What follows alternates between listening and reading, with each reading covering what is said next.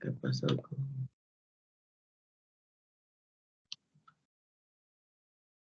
Ya, qué talento el internet.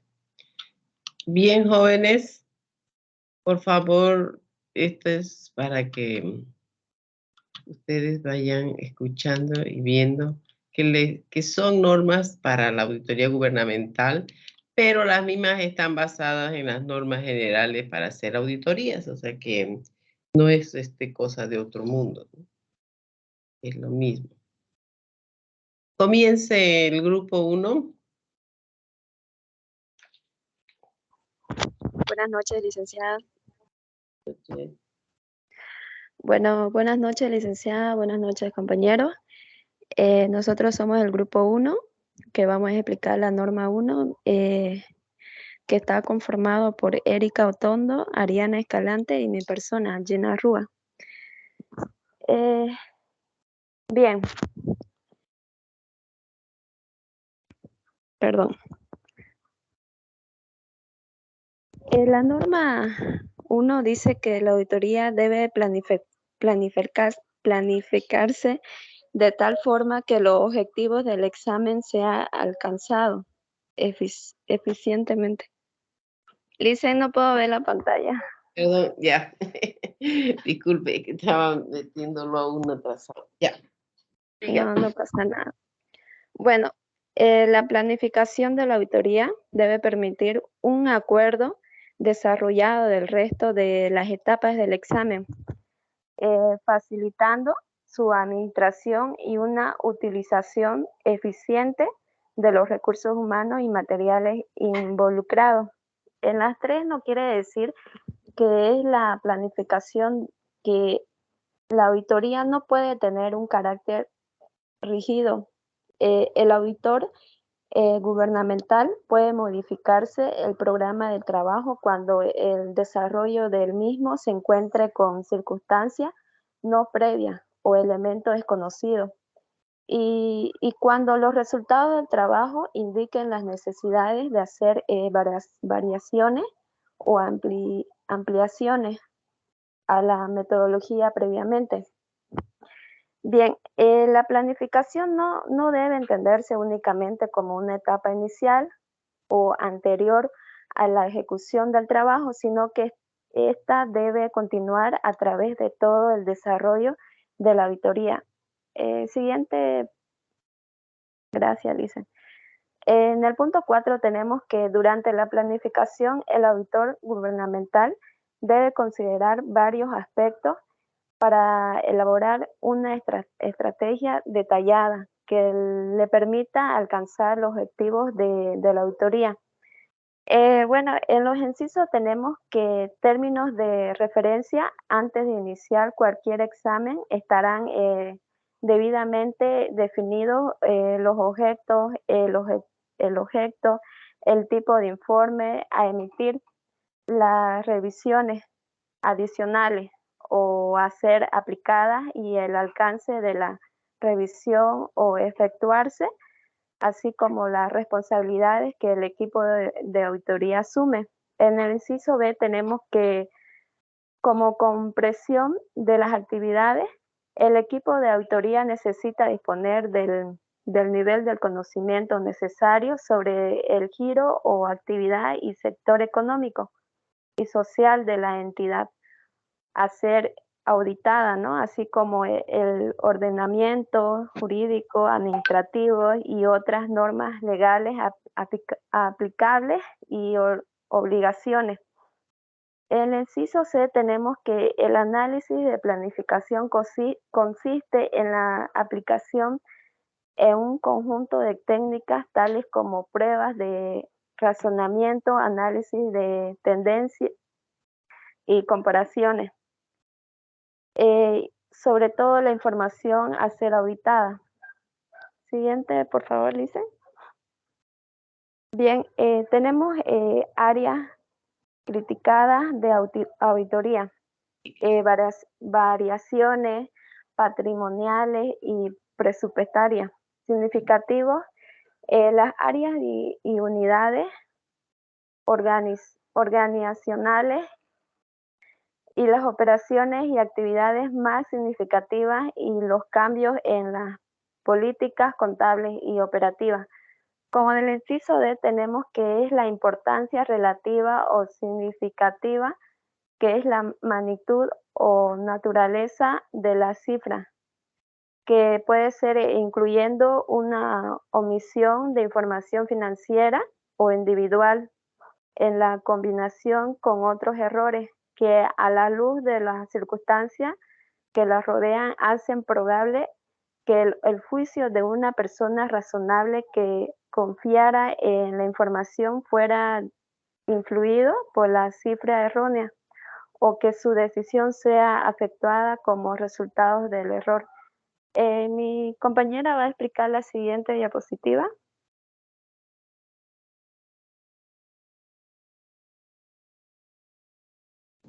Buenas noches, licenciada. Buenas noches. El punto es, no trata sobre el área crítica de la auditoría.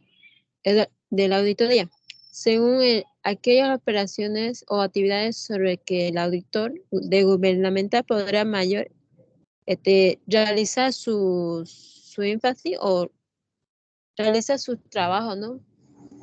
El historial de la auditoría debe obtener conocimiento del trabajo del auditor realizado durante los años anteriores, así para poder encontrar la deficiencia, ¿no? En puntos G diré, control interno debe evaluar el control interno relevante a los fines del examen conforme a la norma de la auditoría financiera 2223. El inciso H, riesgo de auditoría, es los efectos que establece el alcance de los procedimientos de auditoría. El auditor debe determinar los riesgos de la auditoría según los puntos que es riesgo inherente, que es la posibilidad de examinar. Existen errores o irregulares, que significa como información que haya dentro de las instituciones públicas. Siguiente lista. Riesgo de control. Es posible de que existan errores inherentes irregulares. Significa que la información de auditoría no haya sido prevenido o detectado por los controles internos de la entidad. Riesgo de detección. Es la posibilidad de los procedimientos de auditor que fallen en detectar o no detecten la existencia de errores o irregularidades significativas a la información. En este caso, en este punto sería que a veces, por cualquier motivo, saltamos una deficiencia que no podíamos, que se nos pasó, que no hemos olvidado señalar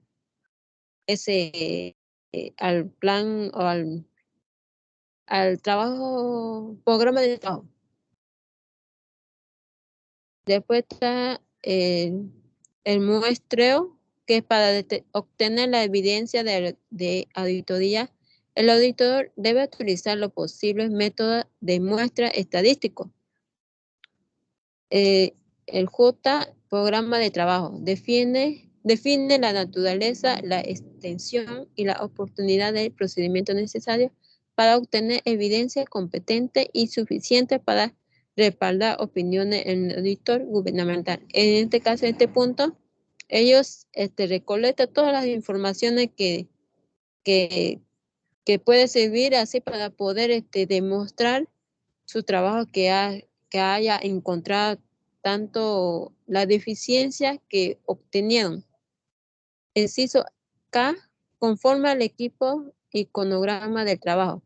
Para cada auditor se debe conformar un equipo de trabajo cuya composición debe depender de edad, de grado de complejidad, magnitud y volumen de actividades o desarrollar. Los tiempos estimados para cada auditor debe definir durante planificación y señalizar para cada miembro de equipo, para cada componente de trabajo. Siguiente, Lisa. El punto 5, el auditor gubernamental debe planificar la auditoría para obtener seguridad razonable de encontrar errores y irregularidades. Significa que los estados financieros, así como los objetos del examen. El punto 6, como resultado del proceso de planificación de la auditoría, se debe elaborar memorando de planificación de auditoría, cual debe contener todos los aspectos señalados en la presente norma, de aquello que se considera necesario incluir y tenga relación a objetivo, objeto, alcance o metodología del examen. En este caso, el auditor debe basarse en las normas y leyes que tenemos tanto en la institución y también como nacional, ¿no? Sí, eso. La compañera va a seguir el siguiente punto.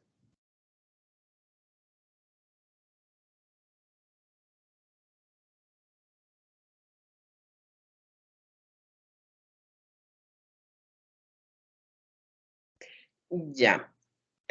Como se dan cuenta, las normas estas de auditoría, la 221, que es la primera, para la auditoría financiera, habla de la planificación y de todos los puntos que hay que tomar en cuenta. Esto ustedes, no solo si ustedes comparan con lo que han llevado en auditoría 1, auditoría 2, que me imagino que ya han llevado, y gabinete de auditoría, no sé, está muy relacionado con lo que es la auditoría en sí, ¿no? Porque no podemos tampoco irnos por otro lado. Al fin y al cabo, lo que se hace en auditoría gubernamental es un trabajo de auditoría, lo único que tiene sus características especiales. No es lo mismo que lo que se revisa. Y además que hay que poner mayores énfasis. Ahora, ¿por qué es que la Contraloría saca las normas y repite lo que ya el auditor debe saber? Porque así, si tiene que procesarlo al auditor, lo hace en base a esta norma, digamos.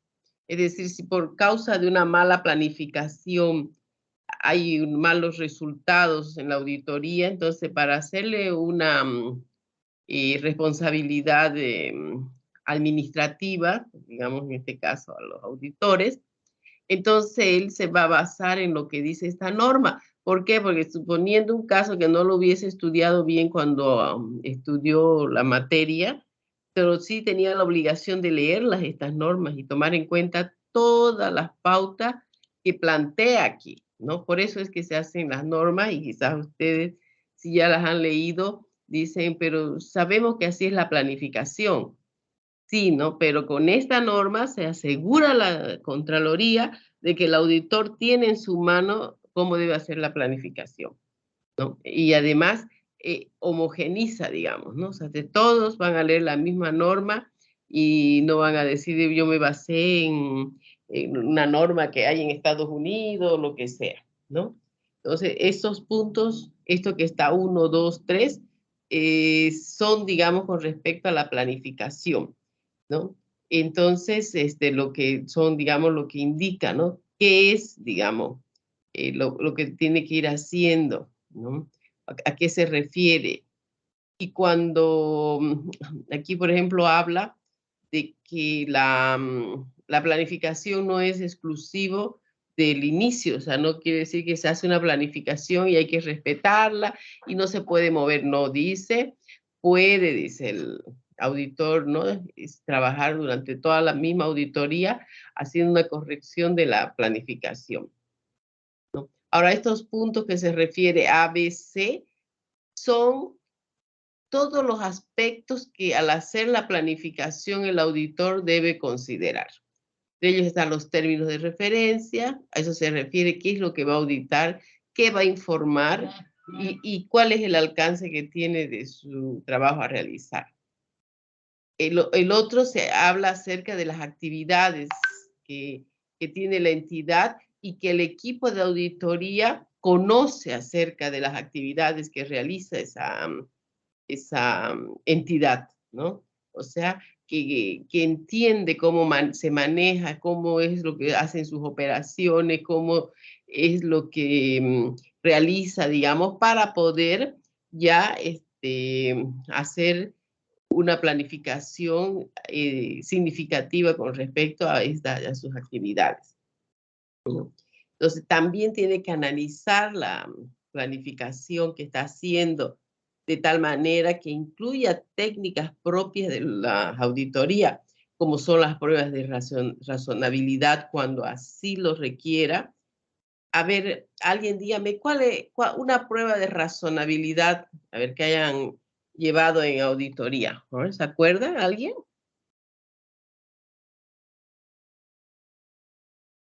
Cuando han hecho... Ustedes han llevado ya auditoría 1 y 2, ¿no es cierto? ¿O no? Sí. En lo personal Ya. no, dicen. No, auditoría 1. Ya, pero en uno ya se habla de esto también un poquito. Pruebas de razonabilidad se refiere a que cuando se analiza, como estamos hablando de una auditoría financiera, y la auditoría financiera se refiere a los estados financieros en sí, digamos, entonces acá es ver un saldo, por ejemplo, de una cuenta, ¿no? Cuán razonable es decir, cuán ligado a la realidad puede estar, esa es la razonabilidad, ¿no? Que no sean cantidades que no tienen nada que ver con la realidad. Cuando hablamos de razonabilidad nos referimos a eso. O sea, que Entonces, no sea un monto ficticio, digamos, ¿no? correcto, para eso se hacen las pruebas, digamos, ¿no? Y de que ese monto que están presentando esas cuentas contables, las que le llaman la atención al auditor, se le hagan sus pruebas, ¿no? A través del análisis, del movimiento, pero hay que hacerle alguna prueba de que esas cuentas son razonables, ¿no? A veces hay ciertos aspectos dentro del trabajo de la auditoría que hay que analizar tendencias, ¿no? ¿Cómo sería analizar tendencias? Es, digamos, ver un saldo de una cuenta, cómo se está comportando a través de los años, digamos, ¿no? Entonces, tienes una tendencia, se maneja entre ciertos márgenes, ¿no? Entonces, cuando esas tendencias son, digamos, muy variables de un año a otro, entonces se requiere fijar más atención ahí, hacer un análisis, ¿no? Hay que hacer comparaciones, comparar dentro de la misma gestión o con otra gestión anterior. A veces son necesarios los ratios. ¿Saben qué son los ratios?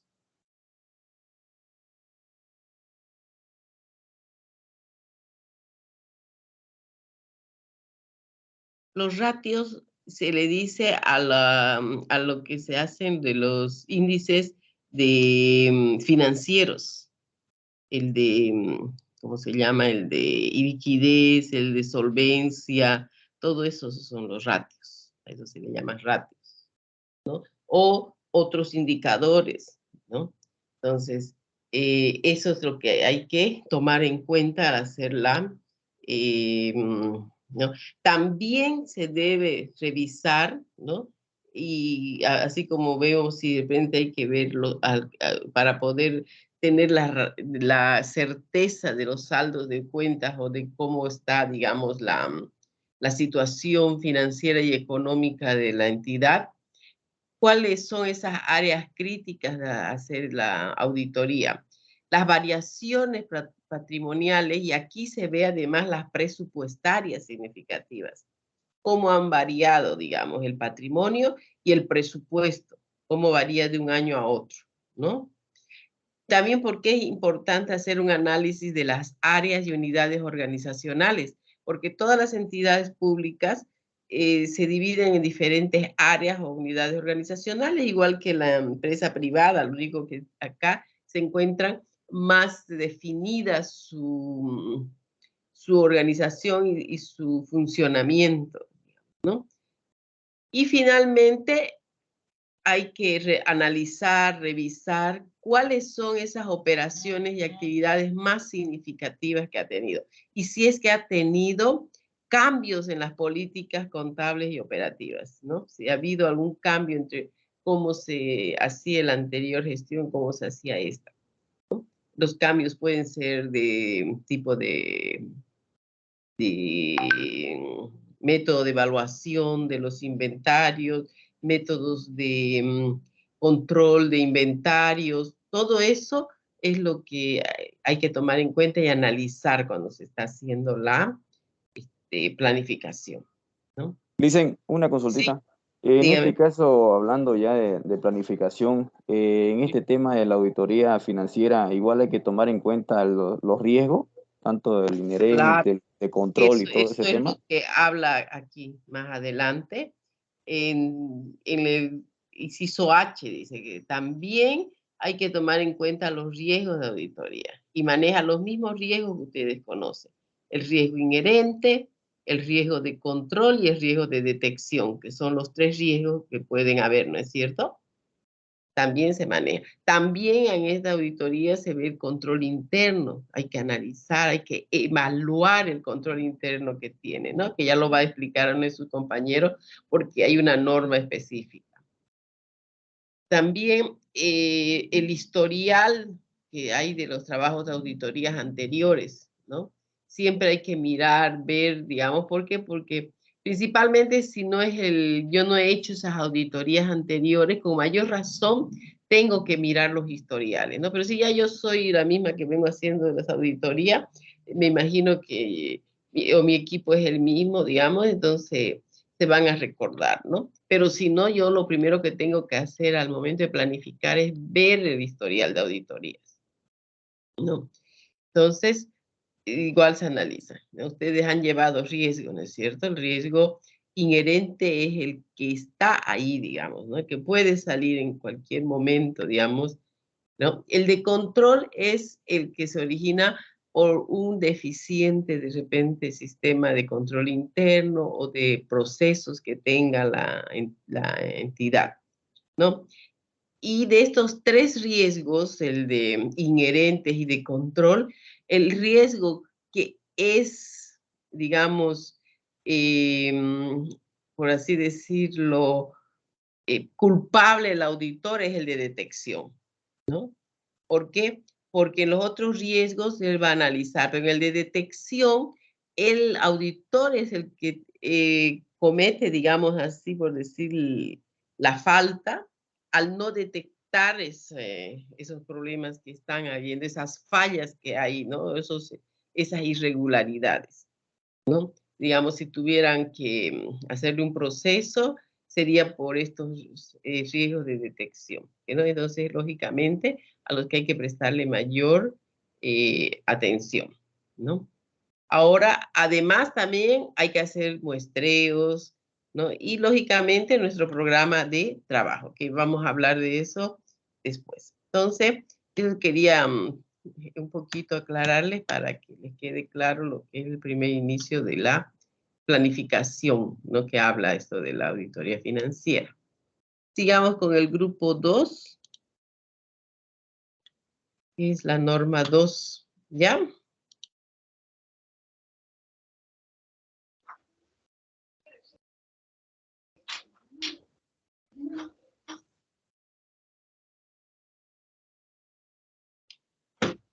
Muy buenas noches, licenciada. Nosotros somos el grupo número 2.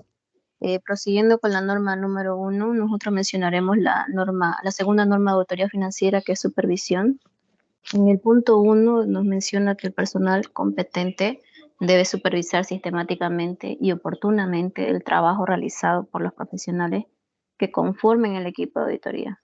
En el punto 2 también nos menciona que la supervisión incluye dirigir los esfuerzos del equipo de auditoría hacia la consecución de los objetivos de auditoría definidos en el memorándum de planificación de auditoría. Continuará mi compañera. Buenas noches. En el punto 3, la actividad del presupuesto de superación, son 5. Instruir al equipo de auditoría. El 2, informarse de los problemas significativos. El 3, revisar el trabajo realizado. El 4, ayudar a resolver problemas técnicos y administrativos y así asistir y entrenar oportunamente al equipo de auditoría. El siguiente, por favor. El punto 4 dice que se debe proporcionar orientación sobre la ejecución del examen y el logro de los objetivos de auditoría. Es para garantizar razonablemente que el personal entienda en forma clara el trabajo a realizar, por qué se va a realizar y qué se debe y qué se espera lograr. La siguiente, compañera, por favor.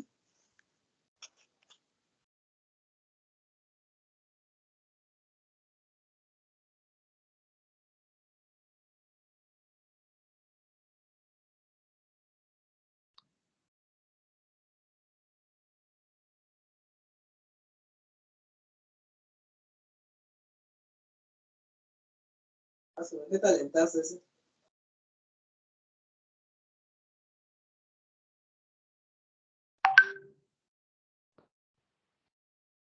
¿Y quién sigue? Bueno, en el punto 5 dice que en los papeles de trabajo debe quedar evidencia, ¿no?, de la supervisión ejercida durante todas las etapas del examen. El punto 6, la supervisión del trabajo de evaluación puede variar dependiendo de la importancia del trabajo o de la experiencia del personal. Por ejemplo, sería adecuado que los auditores gubernamentales experimentados revisen la mayor parte del trabajo realizado por otro miembro de trabajo con menor experiencia. Eso sería todo. Gracias. Muy bien. Entonces, como vemos, aquí ya habla de la supervisión, ¿no? Y la importancia que tiene y además hace constar que debe estar en los papeles de trabajo y que se está haciendo una supervisión. Y da la sugerencia acerca de quiénes deben ser los que se puede poner como supervisores, ¿no? Siempre los auditores más experimentados, ¿no? No puedo poner de supervisor a alguien que no tiene mucha experiencia. Bien. 2, ahora vamos al 3. Norma 223. Buenas noches, licenciada. Bueno, continuamos con lo que son las normas de auditoría financiera.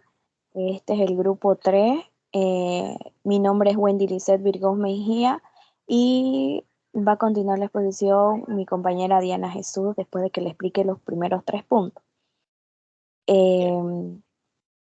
Vendría a ser la norma de auditoría financiera control interno, el punto número 3, la norma número 3. Esta norma debe efectuarse como un estudio y una evaluación apropiada al control interno y como base para determinar su naturaleza, extensión y oportunidad de los procedimientos de auditoría. Como punto número 2 tenemos que el control interno es un proceso implementado por la dirección y por todo el personal diseñado, con el objeto de proporcionar una seguridad razonable para el logro de los objetivos institucionales.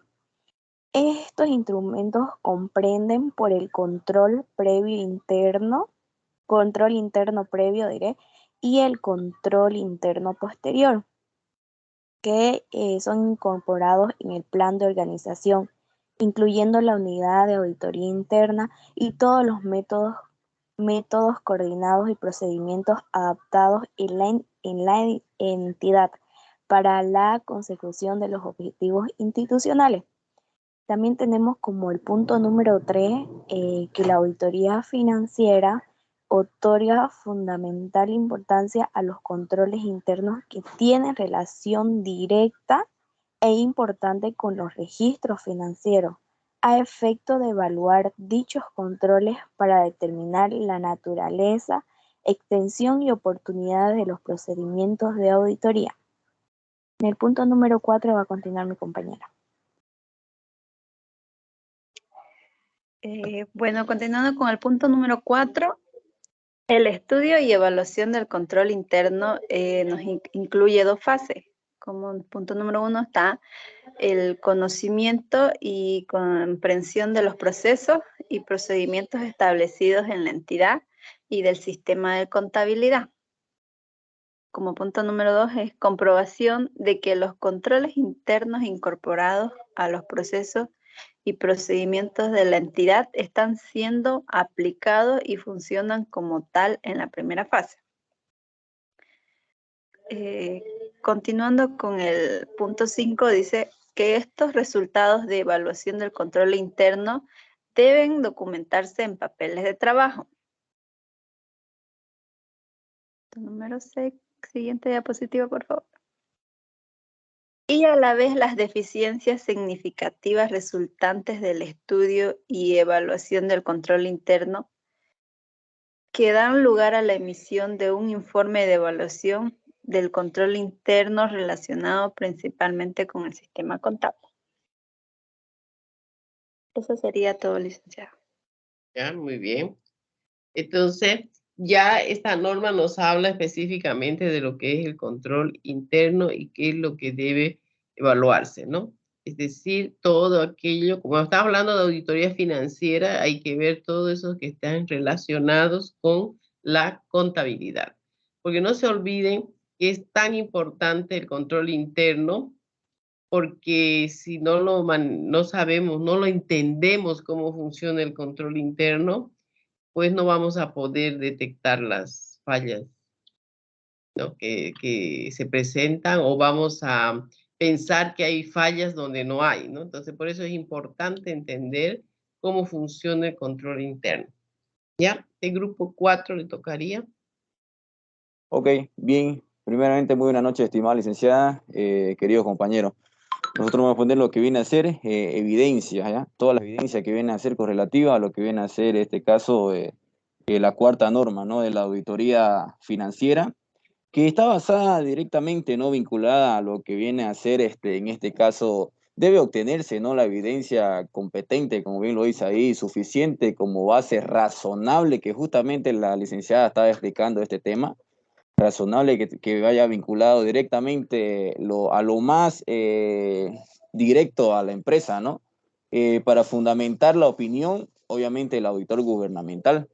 El trabajo del auditor gubernamental consiste mayormente, en gran parte, en obtener y examinar, ¿no? Las evidencias relativas a las afirmaciones, especialmente contenidas en los estados financieros, que a eso nos estamos dedicando nosotros directamente, a los estados financieros. Por favor, Licen, la siguiente. Bien, ahora sí. En este caso, las afirmaciones que nos da en este tema la cuarta norma son declaraciones de la gerencia de la entidad a la que se está auditando, ¿no? ¿Que se incluyen en los estados financieros? Obviamente que sí, porque estamos hablando de todo lo que es auditoría financiera como componente, ¿no? Pueden ser explícitas o implícitas y se clasifican de la siguiente manera, en las diferentes categorías, para ser más específicos. Por ejemplo, las que dicen existencia u ocurrencia, ¿no? En este caso, mayormente va vinculado a los activos y pasivos, ¿no? Que tiene el ente económico, que existen en la fecha de cortes y las transacciones, obviamente registradas, que se han realizado durante un periodo de tiempo, ¿no? La siguiente viene a ser integridad, que en este caso los auditores mayormente internos establecen confianza, ¿no? Y mayormente también lo que viene consiguientemente a la confianza provee a la base para confiar en su propio juicio de ello, ¿no? Y otra cosa también, que los auditores internos exhiben, pues, el mayor alto nivel de objetividad profesional, ¿no? Al reunir, evaluar, comunicar informaciones o información sobre la actividad o proceso a ser examinado, ¿no? La siguiente que me dice que es sobre la propiedad o exigibilidad. Vamos a dividirlo, ¿ya? Vamos a definir primero sobre el tema de la propiedad. Ya la propiedad directamente va vinculado a las transacciones o hechos económicos que se han realizado, ya, o han registrado al monto que le son propios, ¿no? Y el ingreso o gasto que se han aplicado al periodo que corresponde, más o menos así. Y exigibilidad va vinculado directamente a los activos que representan derecho de cobro, por eso es exigible, digamos, mayormente ahí directamente, ¿no? Y ya igual viene vinculado a lo que viene a ser el pasivo, que ya viene representando las obligaciones reales que tiene, o razonablemente que tiene la empresa, ¿no? Luego tenemos lo que viene a ser la evaluación. En este caso es algo importante, ¿no? Porque es el cálculo numérico, ¿no? Que se realiza con el fin de asignar un valor monetario. Bueno, puede ser a un bien, a una propiedad o inversión que se haya realizado. Mayormente, o sea, por ejemplo, mediante la evaluación se estima cuál es el valor de una vivienda, una empresa o quizás un proyecto, ¿no? Así otros activos por ser a ser vendido, puede ser también que la empresa quiera vender, se evalúa. Otro que tenemos aquí son una presentación y relevación. Bien, la vamos a dividir, primeramente vamos a definir lo que viene a ser presentación, ¿no? En este caso la presentación se disponen directamente de los estados financieros, ¿no? Para el conocimiento de terceros, por ejemplo, de tercera persona que sea interesado, ¿no? Para también para verificar que las partidas estén bien ubicadas en la categoría correspondiente, de acuerdo con sus características y un montón de sinfín de cosas. Y en el tema de revelación, la revelación corresponde más o menos a la base del proceso contable directamente, en la cual la entidad informa el origen de los hechos económicos importantes que haya realizado la entidad, que puedan afectar al juicio de un buen lector informado, digamos, ¿no? O sea, para vincular directamente al auditor, ¿no? Vamos a la siguiente, por favor, Lisa. Bien, en este caso, para que la evidencia sea más competente, debe ser tanto válida como relevante, ¿no? La evidencia es válida si la misma ha sido obtenida en cualquiera de las siguientes situaciones. Inciso A tenemos, de fuentes independientes a la entidad auditada, ¿ya? Inciso B, cuando la evidencia ha sido obtenida directamente por el auditor gubernamental, por ejemplo, a través de recuento físico, observación, cálculo o inspección que haya realizado directamente el auditor, ¿no? hacia la entidad que se está auditando. O inciso C, como bien lo tenemos ahí, de documentación original también, como también cuando la contabilidad y los estados financieros han sido elaborados bajo condiciones satisfactorias del control interno. Obviamente, ahí control interno es muy importante, como bien lo decía la estimada licenciada. Por favor, la siguiente. Bien, aquí en este caso tenemos las evidencias de auditoría que la vamos a ir clasificando y vamos a ir identificando cada una de ellas. En este caso tenemos las testimoniales, como bien se lo observa. En este tema de testimoniales tenemos obtenidas mediante entrevistas, declaraciones, encuestas que se les realiza directamente al personal interno, ¿no? O también debiendo constar las mismas de un documento escrito, ¿no? También tenemos las documentales, que en este caso vienen a ser proporcionadas por los registros de contabilidad, ¿ya? Contratos, facturas, informes y otros documentos que avale documentación que sea favorable para nuestra auditoría que se está realizando. También tenemos la física. Esta viene más o menos emergente de la inspección, ¿no? O observación directa que hace de las actividades, de bienes o sucesos que se haya realizado transacciones dentro de un periodo determinado, cuyo resultado debe constar, ¿no? En un documento escrito, obviamente que sí, no por nada se está llamando física. También tenemos las analíticas. Están desarrolladas a través de cálculos. Justo estábamos hablando de ese cálculo cuando hablábamos de evaluación. Estimaciones, comparaciones, estudios de índices, tendencias, investigación de variaciones o por último operaciones no habituales que se realice dentro de la entidad auditada. También tenemos las informáticas, contenidas en soportes electrónicos e informáticos, así como los elementos lógicos, programas y aplicaciones que se utilicen, ¿no? En este tema de informática puede entrar un como estamos haciendo la auditoría financiera, puede entrar un sistema contable que esté ocupando la misma entidad que está auditada. Este puede ser valiosa evidencia para conseguir una buena auditoría, ¿no? La siguiente, por favor, Lisa.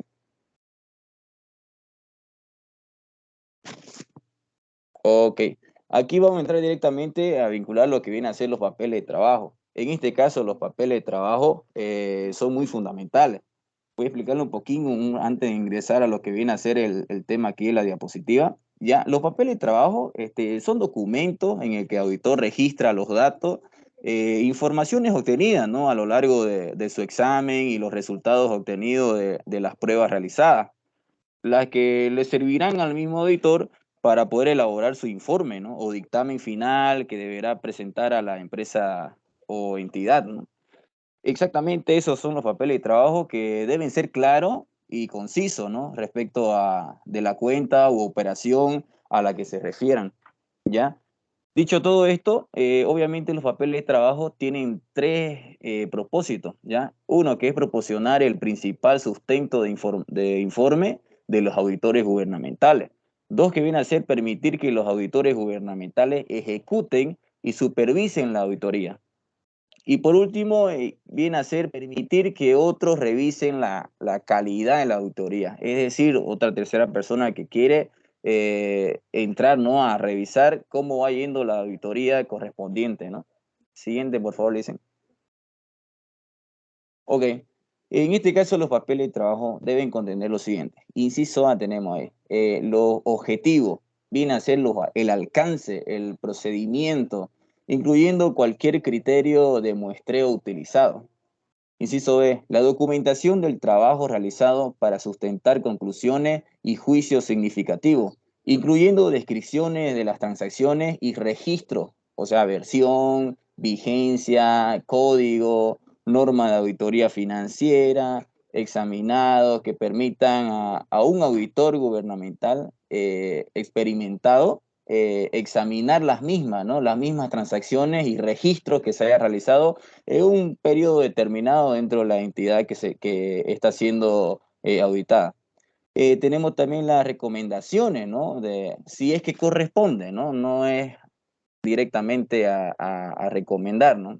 Si es que corresponde, si el auditor ve correspondiente hacer una recomendación, pues la tiene que realizar. Inciso D, tenemos la evidencia de las revisiones de supervisión realizada sobre el trabajo ejecutado, ¿no? Y por último tenemos los requisitos técnicos mínimos, como ser nombre de la entidad, propósito de la cédula, referencia, correspondencia y fechas rúbricas, que viene directamente vinculado a lo que viene a ser los papeles de trabajo. Los papeles de trabajo son propiedad de la organización de auditoría, ¿no? Por ejemplo, la organización de auditoría debe adoptar procedimientos para la custodia y conservación de los papeles de trabajo. O sea, no es nomás que yo hago mi papel de trabajo yo como auditor y lo voy a dejar tirado por ahí. No, tengo que hacer custodia de la misma, de todo lo que yo he visto, tanto para poder hacer mis propias evidencias y que salga bien mi auditoría, debiendo ser protegido para evitar la relevación no autorizada. ¿Qué significa esto? Que venga una tercera persona o otra persona con malas intenciones y me esté ocultando mi propia documentación, ¿no? Para eso hay que estar ojos al charque, como bien se dice. De su contenido, ¿no? Y mantenerlos como mínimo por el periodo de tiempo establecido por el ordenamiento jurídico administrativo y otras normas legales aplicables o por la Contraloría General del Estado. El plazo que resulte mayor, ¿no?, en este caso. Bueno, licenciada, esa sería mi posición mía y de mi grupo, ¿no? Muy bien. Ya. Entonces ya en esta norma habla de las evidencias, ¿no? Y las evidencias están constituidas por lo que se llaman los papeles de trabajo, es decir, el auditor tiene que tratar de reunir la mayor cantidad posible de evidencias para respaldar una opinión, ¿no? ¿Por qué? Porque está sujeto a una revisión por terceros, entonces tiene que tomar en cuenta todas las recomendaciones. Bien, vamos entonces con el grupo 5, que sería la última norma.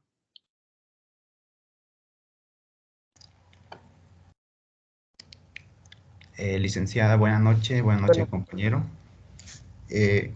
Continuando con la exposición, con las normas de auditoría financiera, ya se mencionaron, ¿no? Ya se explicó mis anteriores compañeros sobre las normas de auditoría financiera, como fueron la planificación, supervisión, control interno, evidencia, y ahora yo voy a explicar sobre la comunicación de resultados, que es la quinta norma. El resultado de auditoría es un documento mediante el cual el auditor comunica a la entidad los resultados de la evaluación del control interno. Este informe debe expresar si los estados financieros se presentan de acuerdo con las normas básicas del sistema de contabilidad integrada. Como también otro punto sería, el informe debe contener, ¿no?, una opinión respecto a los estados financieros, tomando en conjunto o la afirmación de que no puede expresar una opinión cuando no se pueda expresar tal opinión. Se deben consignar los argumentos debidamente sustentados. Asimismo, el informe. Siguiente, Lice.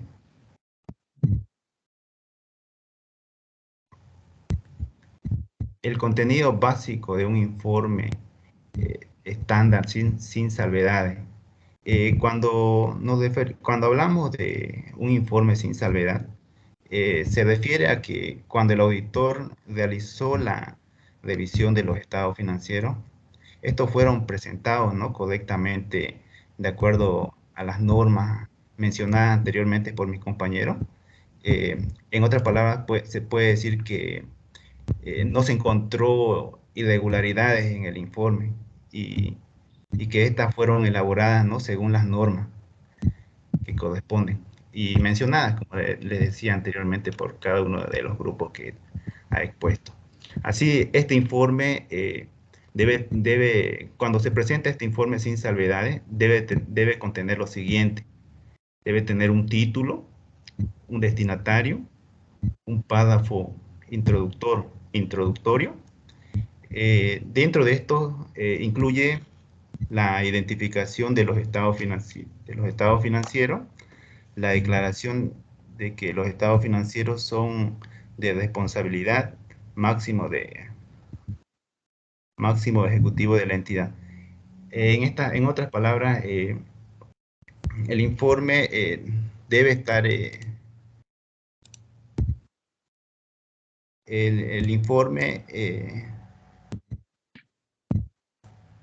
la declaración de que la responsabilidad del auditor gubernamental es expresar, ¿no?, una opinión sobre los estados financieros en base a su auditoría. Aquí podemos ver que el auditor, una vez realizado su informe, tiene la potestad de poder realizar su opinión, ¿no?, en base a la auditoría que ha realizado sobre la entidad. Siguiente, por favor. Ahora continúa mi compañera. Buenas noches, licenciado. Buenas noches, compañero. Yo les voy a hablar del párrafo del alcance.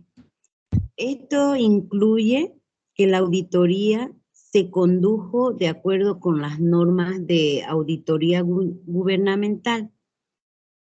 ¿Qué significa esto? Que las auditorías gubernamentales exigen una planificación y ejecución de las auditorías para obtener razonablemente seguridad que los estados financieros estén libres de presentación de que estén incorrectas. ¿Esto qué significa?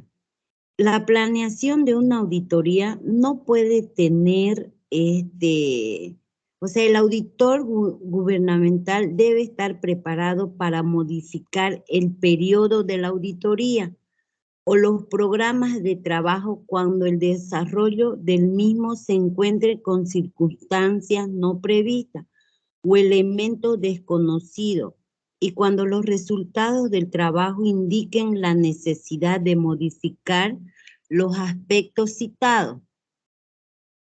Yo voy a explicar también el párrafo de la opinión. ¿Esto qué significa? Que el auditor gubernamental puede apartarse del informe estándar o sin salvedad, digamos, puede dar su opinión con salvedad o sin salvedad, o emitir los siguientes tipos de informe. Opinión con salvedad.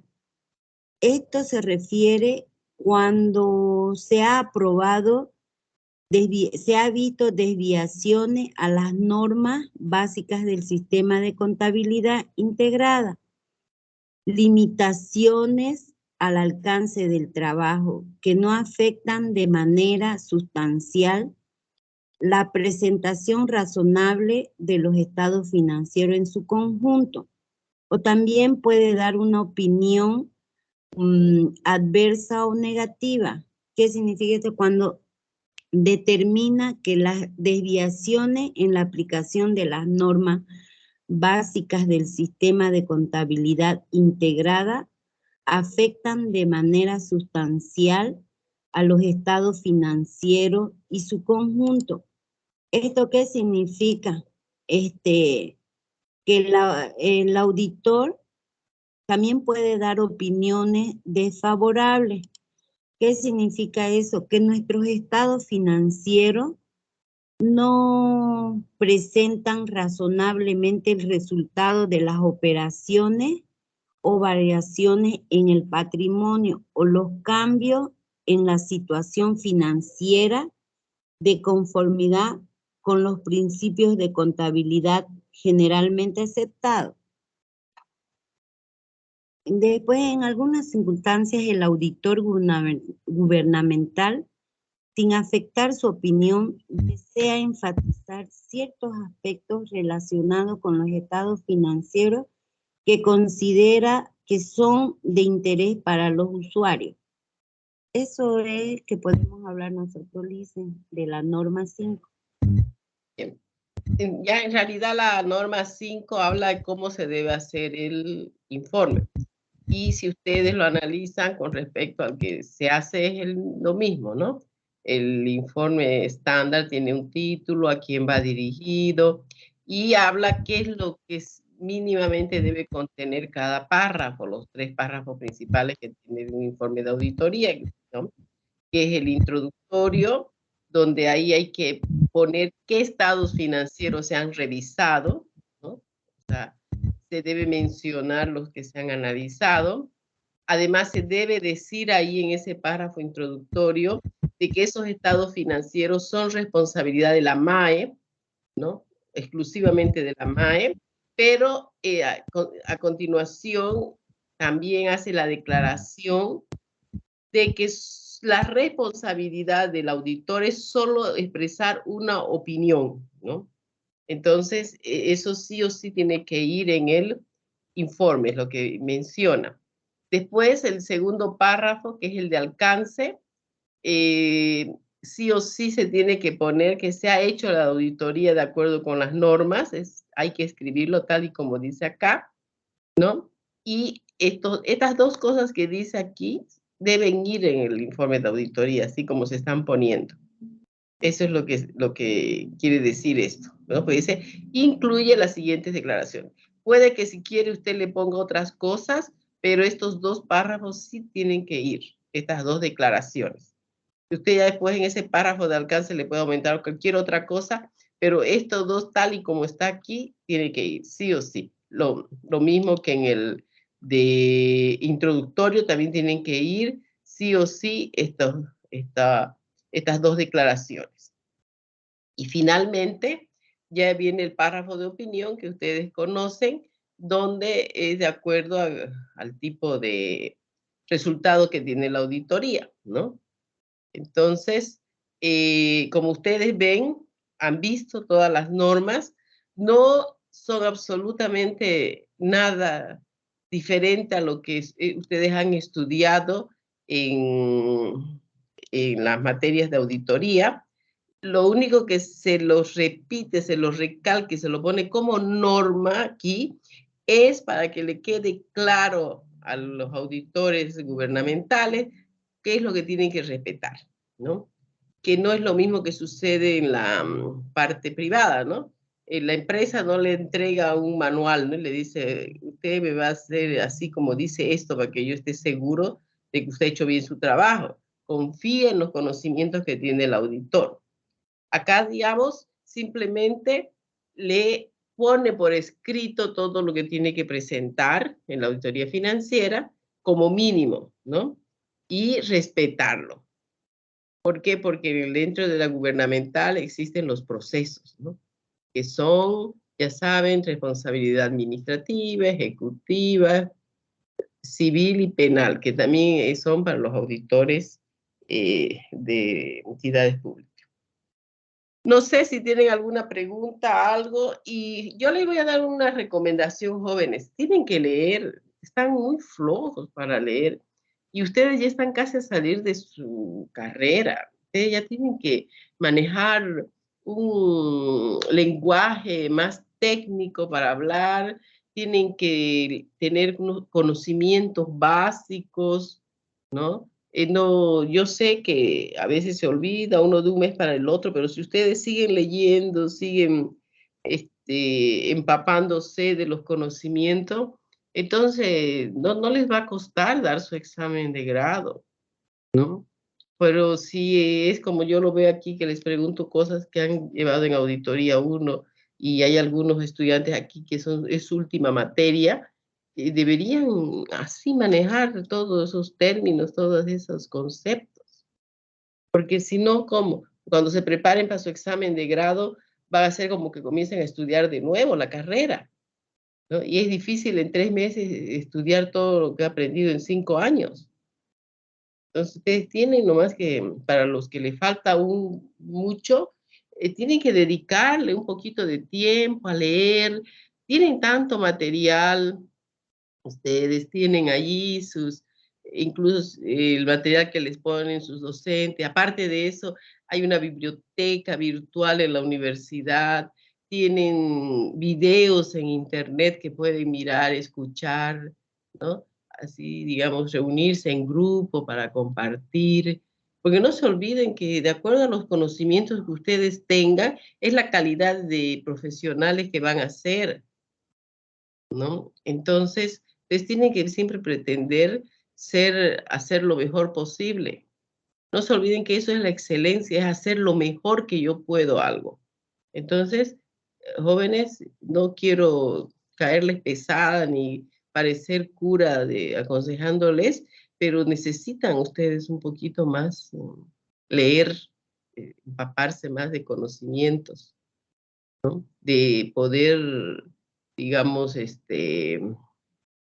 defenderse mejor, principalmente los que ya les queda poco. Tienen que dedicarle tiempito nomás y meterle a la lectura, a estudio. Aprovechen que tienen ahora docentes a los que pueden preguntarles si hay algo que no entienden o que no lo han captado bien, pero tienen que poner ustedes de su parte. Bueno. Listo, jóvenes, entonces nos vemos mañana a las 19:30 en la universidad. ¿Está bien? Dice, Sí. usted dijo que le haga acuerdo para